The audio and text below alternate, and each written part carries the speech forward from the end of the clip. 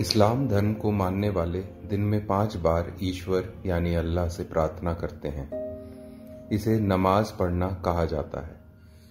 अगर तुम्हारे आसपास कोई मस्जिद है तो तुम्हें दिन में 5 बार उसकी मीनार से यह आवाज़ गूंजती हुई सुनाई देगी, अल्लाह अकबर, यानी अल्लाह महान है।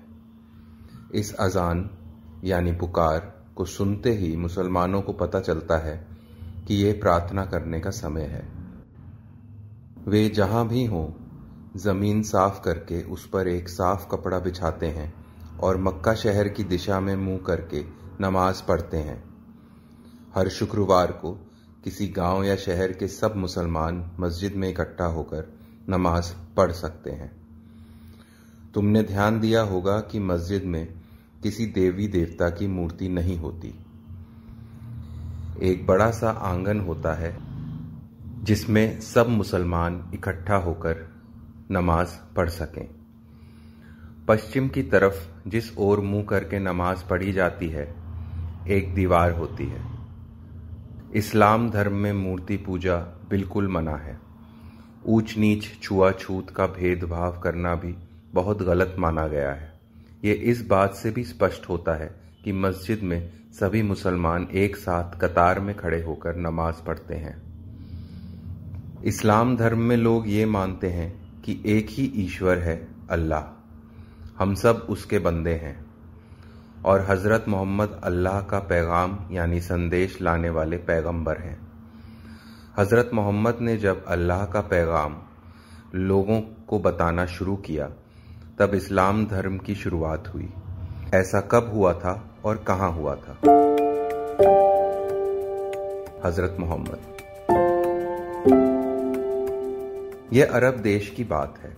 वहां के मक्का नामक शहर में सन 571 में हजरत मोहम्मद का जन्म हुआ था। उस समय अरब में अनेक छोटे छोटे कबीले थे जो लगातार एक दूसरे से लड़ते रहते थे। ये लोग बहुत सारे देवी देवताओं को मानते थे।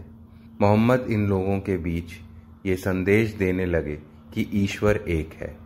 बहुत सारे देवी देवताओं और उनकी मूर्तियों की पूजा करना गलत है। एकमात्र ईश्वर अल्लाह की सीधे और सरल तरीके से प्रार्थना करनी चाहिए। मोहम्मद ने कहा, अल्लाह को मानने वाले सब लोग बराबर हैं और एक हैं, इसलिए उन्हें आपस में लड़ना झगड़ना नहीं चाहिए। मुसलमान मानते हैं कि मोहम्मद के माध्यम से अल्लाह ने जो संदेश लोगों के लिए भेजे, वे कुरान नाम की किताब में लिखे हुए हैं। कुरान मुसलमानों का धार्मिक ग्रंथ है। शुरू में मक्का शहर के कई लोगों ने मोहम्मद की बातों का विरोध किया था। यहाँ तक कि मोहम्मद को मक्का छोड़कर दूसरे शहर मदीना जाना पड़ा था। पर धीरे धीरे अरब के सारे कबीले मोहम्मद की बातें मानने लगे। अरब देश में शुरू होकर इस्लाम धर्म दुनिया के कई देशों में फैला। बहुत से लोग मुसलमान बने। दुनिया भर के मुसलमान, चाहे वो किसी भी देश के हों, अल्लाह को ही अपना ईश्वर मानते हैं और हज़रत मोहम्मद को उनका पैगंबर मानते हैं। इस्लाम धर्म की प्रमुख बातें। एक ईश्वर। मुसलमानों का सबसे महत्वपूर्ण विश्वास है कि ईश्वर एक ही है और हज़रत मोहम्मद उसके संदेशवाहक हैं। नमाज। हर मुसलमान को दिन में 5 बार नमाज पढ़ना होता है। हज। हज़रत मोहम्मद के जीवन से जुड़ी जगहें मक्का और मदीना दुनिया भर के मुसलमानों के लिए तीर्थ स्थल है। हर साल लाखों मुसलमान अरब देश में मक्का मदीना का हज यानी तीर्थ करने जाते हैं। रोज़ा। इस्लाम धर्म की रीतियों में एक और महत्वपूर्ण रीति है 1 महीने का रोज़ा यानी उपवास रखना। जिस माह में रोज़े रखे जाते हैं उसे रमज़ान का महीना कहते हैं। रमज़ान के महीने में मुसलमान सुबह सूरज उगने से पहले खाना खा लेते हैं और फिर सूर्यास्त होने पर मस्जिद से गोला फूटता है ताकि लोग जान जाएं कि रोज़ा तोड़ने का समय हो गया। इस महीने के आखिर में ईद का त्योहार मनाया जाता है। दान। कुरान के अनुसार मुसलमानों के लिए एक और नियम बहुत ज़रूरी है। नियम है कि हर मुसलमान को अपनी धन संपत्ति का 1/40वां हिस्सा गरीब लोगों में बांट देना चाहिए। कुरान में इस बात पर जोर दिया गया है कि अमीर लोग पैसे की होड़ में ना लगे रहें। इस्लाम धर्म भारत आया। इस्लाम धर्म की शुरुआत अरब देश में हुई थी। आओ देखें कि ये धर्म भारत कैसे आया। कई अरब व्यापारी जो इस्लाम धर्म को मानते थे, भारत के पश्चिमी तट पर व्यापार करने आते थे। वहां के बंदरगाहों में वे छोटी छोटी बस्तियां बनाकर बसे। राजाओं ने उन्हें बसने में मदद की, उन्हें अपने घर, गोदाम और मस्जिद बनाने के लिए जमीन दी। इन व्यापारियों के प्रभाव से आसपास के कई लोग मुसलमान बने। भारत के पश्चिम में इस्लाम धर्म एक और घटना के कारण आया। मोहम्मद बिन कासिम ने जब सिंध पर अपना राज्य बनाया तो उसके साथ कई अरब लोग सिंध और मुल्तान में बसे। उनके कारण वहां के लोगों को इस नए धर्म के बारे में पता चला।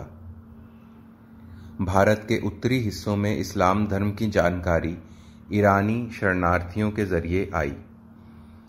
सन 900 के लगभग ईरान देश पर तुर्क कबीले हमले कर रहे थे। इन हमलों से बचने के लिए कई ईरानी लोग भारत आए।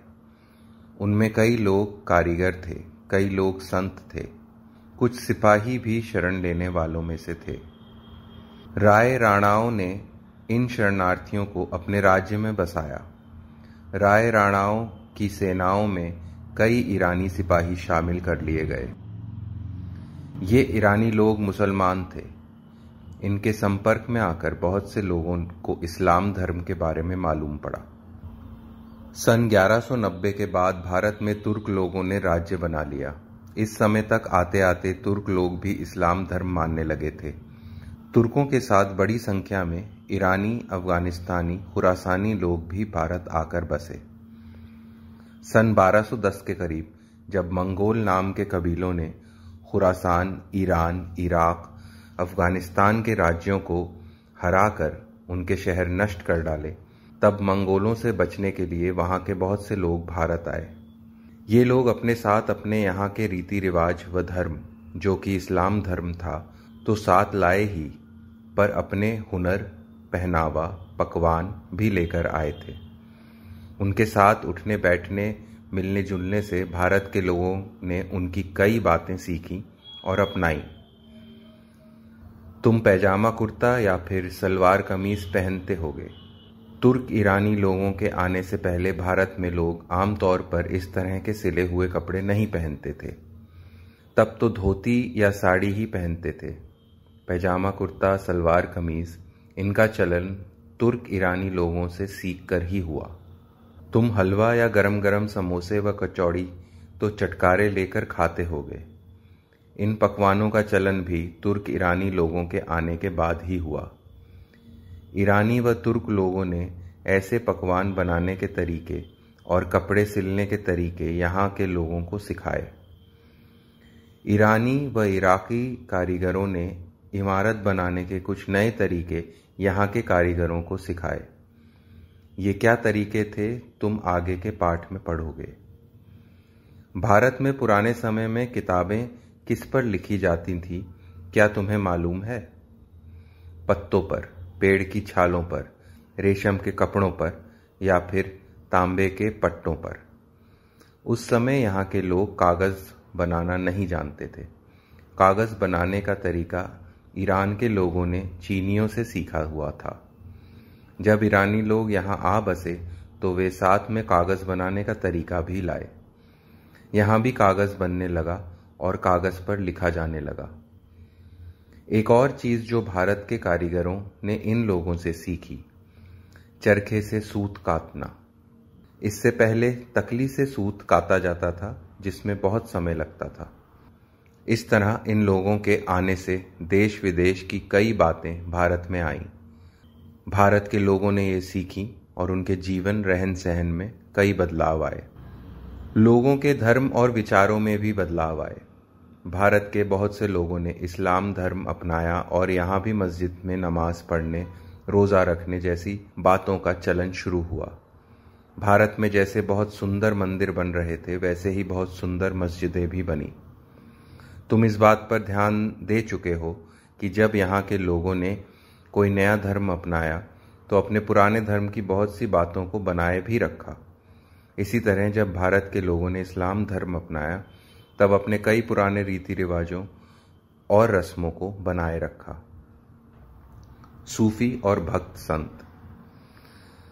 सन 1100 से 1500 के बीच भारत में कई ऐसे संत हुए जिनका नाम तुम आज भी सुनते होगे। कबीर, नानक, दादू, रैदास, तुकाराम, रामानंद, वल्लभाचार्य। इनके दोहे तुम अपनी हिंदी की पुस्तक में भी पढ़ते होगे। लोगों की साधारण भाषा में लिखे और गाए गए ये गीत व दोहे ईश्वर के प्रति भक्ति भाव से भरे हैं। इनमें बहुत से ऐसे विचार हैं जिनको तब से लेकर अब तक लोग मानते आए हैं। इन्हीं भक्त संतों की तरह कई मुसलमान संत भी थे जो सूफी संत कहलाते थे। अजमेर के ख्वाजा मुइनुद्दीन चिश्ती, पंजाब के बाबा फरीद, दिल्ली के हज़रत निज़ामुद्दीन औलिया बहुत जाने माने संत हुए थे। अजमेर में ख्वाजा साहब की मृत्यु तिथि पर मनाया जाने वाला उर्स यानी त्योहार अपने देश के बड़े त्योहारों में से एक है। हजारों हिंदू व मुसलमान उर्स के दिन अजमेर जाते हैं और ख्वाजा जी की कब्र यानी दरगाह पर चादर चढ़ाते हैं और मन्नत मांगते हैं। इन भक्त संतों और सूफी संतों के विचार आपस में बहुत मिलते जुलते थे। सूफियों ने इस बात पर जोर दिया कि सच्चे दिल से अल्लाह को प्रेम करना और अपने बुरे कामों पर पश्चाताप करना अल्लाह को पाने का सही तरीका है। धन दौलत व पद सब त्याग कर गरीबों और लाचारों की सेवा करना ही धर्म है। वे कट्टर रस्मों के खिलाफ थे। वे ऐसी रस्मों पर जोर देते थे जिनमें भक्त का मन अल्लाह की भक्ति में डूब जाए। सूफियों के डेरे पर झूम झूम कर गीत गाने, यह कव्वाली हुआ करती थी, वह नाचने की प्रथा थी। सूफी संत बीच शहर में अमीर मुसलमानों के साथ ना रहकर शहर के बाहर गरीबों की बस्तियों के पास रहते थे। उनके घरों में अमीर गरीब, हिंदू मुसलमान सभी आते थे और साथ भोजन करते थे। ये संत सुल्तानों से अपने आप को दूर ही रखते थे। उनका मानना था कि सुल्तान कुरान में बताए रास्ते पर ना चलकर पाप और अत्याचार के तरीके अपनाते हैं। सूफियों के इस व्यवहार से बहुत लोग उनकी तरफ खिंचे चले आते थे, चाहे वे हिंदू हों या मुसलमान।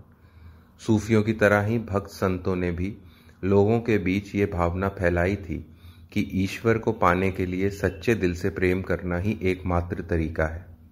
उन्होंने भी आम लोगों की बोली में कई सुंदर गीतों की रचना की, जिसे भक्त लोग मगन होकर गाते थे। वे भी ऊंच नीच जात पात के भेदभावों के खिलाफ थे और कहते थे कि ईश्वर का भक्त चाहे वह ब्राह्मण हो या अछूत, वे उसकी इज्जत करते हैं।